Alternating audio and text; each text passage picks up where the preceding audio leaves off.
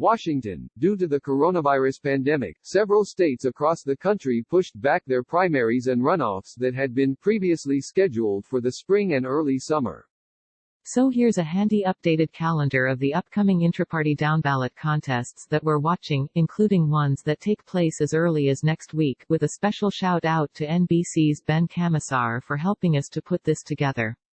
June 2nd. Iowa Senate Democratic primary, who will take on GOP Senator Joni Ernst in the fall? Teresa Greenfield is the favorite, but the Des Moines Register has endorsed rival Mike Franken, and there are 3 other candidates on the ballot, too. If Greenfield doesn't get to 35% support, the nomination will be decided by a party convention later in June. IA4 GOP primary, rival Republican Randy Feenstra hopes to topple controversial Representative Steve King once and for all. June 9. Georgia's Senate Democratic primary, former special House election candidate John Ossoff competes against former Columbus Mayor Teresa Tomlinson, former Lieutenant Gov nominee Sarah Riggs Amico and others for the chance to take on GOP Senator David Perdue. If no one gets 50%, there's a runoff August 11. June 23. Kentucky Senate Democratic primary, well-funded Democrat Amy McGrath wants a strong showing in the primary as she prepares a general election run against Senate Majority Leader Mitch McConnell.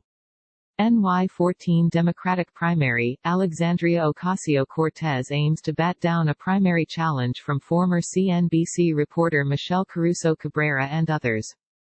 NY16 Democratic primary, progressive challenger and high school principal Jamal Bowman hopes to topple longtime incumbent Representative Elliot Engel.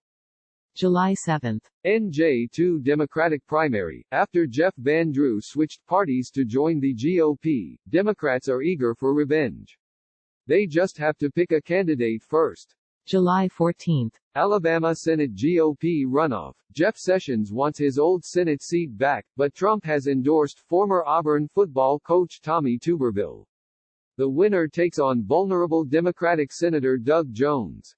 Texas Democratic Senate runoff, MJ Hagar looks to finish off rival Royce West before taking on Republican Senator John Cornyn. August 4. Kansas GOP Senate primary, Republicans fear that if polarizing candidate Chris Kobach wins the Republican primary, they risk losing this open seat in November. The likely Democratic nominee is a state senator and former Republican, Barbara Bollier. MI13 Democratic primary, squad, member Representative Rashida Tlaib faces a rematch against Brenda Jones, who briefly held this seat in 2018.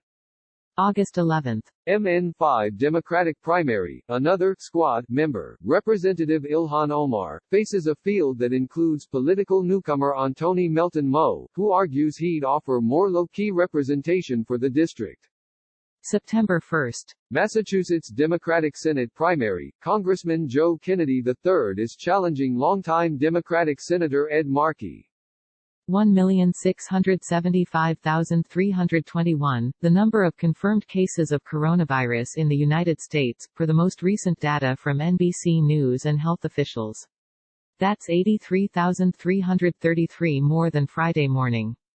98,973, the number of deaths in the United States from the virus so far. That's 3,471 more than Friday morning. 14.60 million, the number of coronavirus tests that have been administered in the United States so far, according to researchers at the COVID Tracking Project.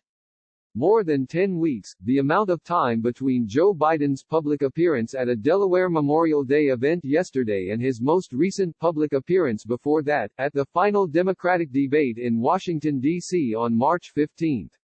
More than 11,000, the number of coronavirus cases linked to 3 meatpacking companies in the United States.